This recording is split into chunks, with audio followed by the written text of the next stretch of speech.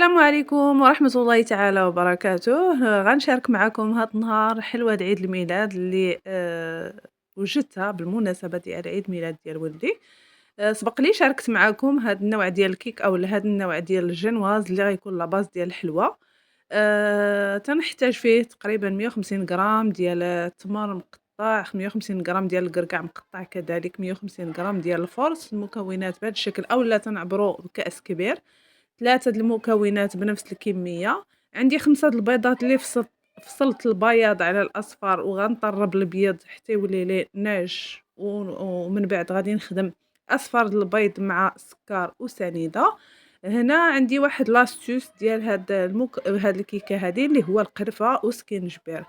المهم التفاصيل ديال يعني التحضير هي هادي. خدمنا الأبيض د البيض بوحديتو، الأصفر ديال البيض غادي نخدموه مع السكر ومع الفاني ومع الزيت، كاس زيت صغير ناقص شي شويه، ناقصين شي شويه الزيت لان مازال يعني فيها مكونات دسمه واحده اخرى.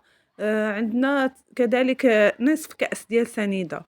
التمر كيف كتعرفوا حلو، مازال غادي نسقيوها بالسيرو. هذه هي الكيكه ديالنا، ومعلقه على حسب الذوق. معلقه، كاين اللي كيبغي القرفه بزاف وكاين اللي ما كيبغيهاش بزاف. انا هنايا درت معلقه موين ديال القرفه ومعلقه موين ديال سكينجبير. انا غادي نخدم بالطراب الكهربائي. علاش؟ لان راكم شفتوا التمر، خصوصا الا كان التمر معلق تيبدا تيتجمع في بلاصه وحده. انا خدمت بالطراب باش كيتحل، ومن بعد عاد غنزول الطراب الكهربائي اللي خدمت به، وغادي نضيف ابيض البيض اللي طلعت غير بشويه بسباتول ديالي. كنبدا نخدم، كنجبد من التحت للفوق، من التحت للفوق، حتى تندير الكميه كامله ديالي ديال ابيض البيض. بهذا الشكل تجينا الكيكه هشيشه وفي نفس الوقت يعني داك المكونات باينه فيها. من بعد غادي نضيفوا الدقيق، وعندنا 2 خمارات. الدقيق ديالنا كيف ذكرت، نعاود نذكركم بالمكونات كامله. 5 بيضات، عندنا كاس صغير ديال الزيت ما كاملش، ونصف كاس ديال سنيده، وعندنا الفاني، وعندنا كاس كبير ديال التمر، كاس كبير ديال الكركاع، كاس كبير ديال الدقيق، يعني ما يرادف 150 غرام ديال هاد المكونات. وهذه هي الكيكه ديالنا. بالنسبه للقرفه وسكينجبير يمكننا نعوضوها، وسبق لي انني شاركت معكم بهذا يعني فيديو قديم، كان هذه تقريبا 4 سنوات كنت حطيت هذا الفيديو هذا ديال الكيكه ديال التمر بالكركاع. عوضت القرفه وسكينجبير بالكاكاو، بودره الكاكاو. هنايا انا اختاريت هذا المول المستطيل، هذا يعني الإطار المستطيل، لأنني بغيت نقسم هاد الكيكة على 2. ما غيصلحليش يعني فاش كيكون جينواز عادي نقدروا نقسموه من الوسط. بما أنني عندي المكونات يعني عبارة عن قطع صغيرة بحال الكركاع والتمر، صعيب عليا أنني نقطعهم بالموس في الوسط، يعني نقسمها على 2 أو على 3 بحال الجينواز عادية. وبالتالي أنا غندير القياس على المساحة كاملة وغنقسمو. من بعد ما دخلته للفران، طريقة الفران المهم انا تقريبا الكيكات اللي حطيت في القناة عندي نفس الطريقة باش كنطيب انا الكيك في الفران. الكيك عادي ديال والفران العادي انتما كتشوفوا يعني جات ممتازة، وحتى العلو ديالها مزيان. تندير الفران بارد والعافية مهيلة حتى تطلع ليا الكيكات ديالي كاملين. ندوز نوجد معكم الكاناش. الكاناش كاين الانواع ديال الكاناش. انا هنايا درت لا كريم، الكريمه السائله سخنتها. عندي كريمه سائله 500 غرام، وعندي هي الدوبل ديال الشكلاط. عندي هنا الشكلاط المور اللي فيه نسبه الكاكاو عاليه. هنا كثرت انا يعني غتجي شي شويه جاريه، يعني اللي كيبغي الشكلاط يعني باش للتغطيه يعني كتختلف الكميه ديال الشكلاط. انا هذا غنغطي بها وغنعمر بها الكيكه ديالي. زدت هنا 2 مكونات اللي هما الزبده، معلقه كبيره ديال الزبده ومعلقه كبيره ديال شكلاط ديال الدهن. هادو هما المكونات ديال الكاناش ديالي اللي غادي نغلف به هاد الكيكه. وغادي ندير ما بين الطبقتين غادي ندير واحد الطبقه ديال هاد الكاناش، وغادي نغطيها كاملة بهاد الكاناش. هاد الكاناش تيجي المذاق ديالو رائع، المهم يستحق التجربة. أنا غادي نغطيه بهاد الميكا مزيان، غنلصق بهاد الشكل هذا باش ما كيديرليش الفقاعات، وغنخليه في الثلاجة تقريبا ليلة كاملة كيشد راسو. بغيناه يكون قاصح على هكايا شي شوية كنزيدو الكمية ديال الشكلاط بالمقارنة مع الكمية ديال الكريمة السائلة.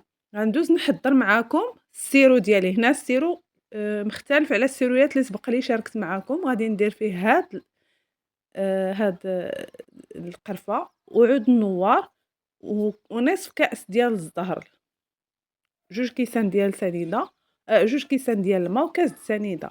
غنخليوه تيغلى فوق العافية حتى تيهبط لنصف الكمية، يعني كيغلى طبعًا عافية متوسطة ماشي عافية مجهدة.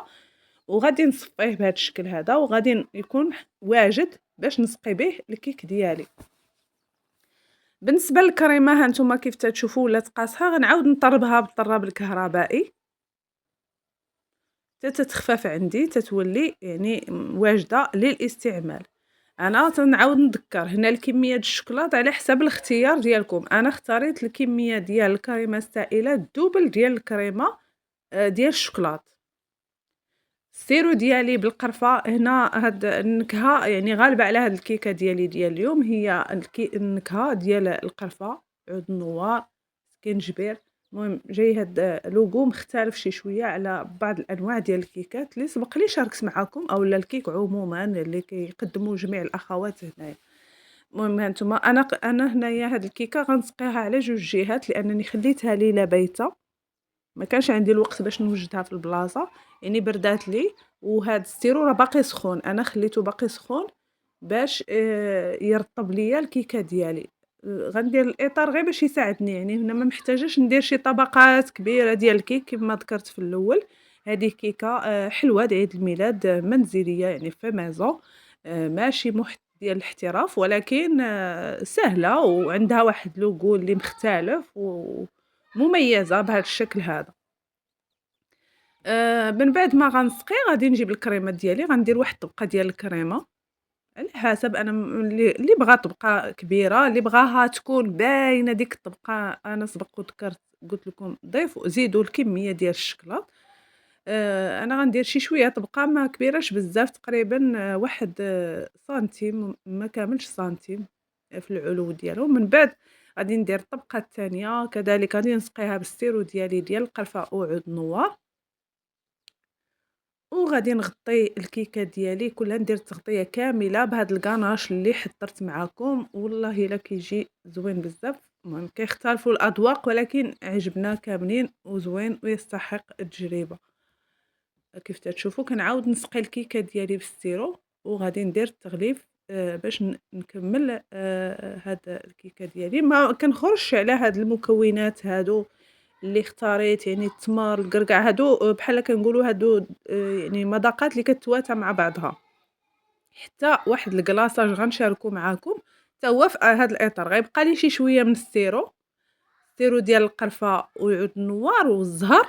هذاك السيرو هو اللي غادي نتبازا عليه في الكلاصاج. غنزيد له فقط هانتوما غتشوفوا معايا التتمة، غنزيد عليه مايزينا وغنزيد عليه لا جيلاتين وغنخليه يطيب. من بعد غادي نكبو على الحلوى ديالي باش كيعطيها واحد اللمعان.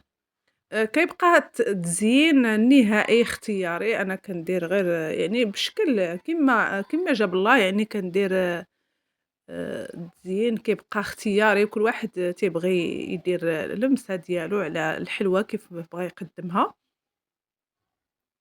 كنحاول نغطي هاد الجوانب كاملة باش ما يبقاش كاع الكيك كيبان، كنغطيه بهاد الكاناش. يمكن لكم في الجناب ديروا اللوز كونكاسي ولا أي حاجة للتزيين. أنا هنايا كان عندي واحد الكمية ديال الفويتين درتها في الجناب وغنغطيها من بعد بالكلاصاج. واللي ما بغاش يعني كيبقى هاد التزيين النهائي اختياري. اللي مهم هو الفكرة ديال الكيك، ديال التمر والكركاع وسكينجبير والقرفة، وكذلك السيرو اللي حتى هو مميز ديال القرفة وعود النوار. هانتوما كتشوفوا أنا كنحاول نزين بهاد شوية ديال هاد الفويتين اللي عندي، تقدروا تزينوا بأي حاجة بغيتوها، تقدروا ديروا الكريم شونتي يعني تزينوا به الجوانب، كيبقى التزيين كيف ما ذكرت أنه اختياري. وغادي ندوزو باش نحضروا جميع يعني الكلاصاج الكلاصاج نقدروا نديروا غير في طبقة يعني فوق ما غنديرش الكلاصة الكلاصاج دابا أنا غنحضروا معاكم، ولكن أنا الكيكة ديالي من بعد ما غطيتها كاملة درتها في الفريغو، يعني شدات يعني جمد ليا داك الكريمة أولا داك الكاناش. هنايا بالنسبة للسيرو قُلت لكم أنا هنايا درت السكر والما واللي بقى لي من داك السيرو ديال القرفة و2 معالق ديال مايزينا. وعندي 2 وراق ديال لا جيلاتين اللي غادي نفزهم في الماء بارد، من بعد ما يشد لي راسو غنطيب داك المايزينا بالما مع داك السكر وداك السيرو ديال القرفة، غادي نخليهم يطيبوا فوق العافية مهيلة حتى تيشد راسو، ها هما كيف شفتوا حتى عقد، من بعد زدتو داك لا جيلاتين اللي فزّكت بالما بارد. وغادي هاد الكلاصاج ديالي حتى هو غادي نصفّيه من أي حاجة بقات فيه، هانتوما كتشوفوا غادي نصفّيه و وأنا كنت ديك الساعة صافي يعني محتاجة أنني نستعملوه، هو من الأحسن نخليوه يبرد شي شوية ماشي بزاف، غير شوية، ما نخليوهش حتى يجمد وفي نفس الوقت ما نخليوهش طايب، أنا اضطريت نستعملو مباشرة بعد ما جبت الكيكة ديالي كانت جامدة في الفريغو وغادي نكبّو عليها من الفوق.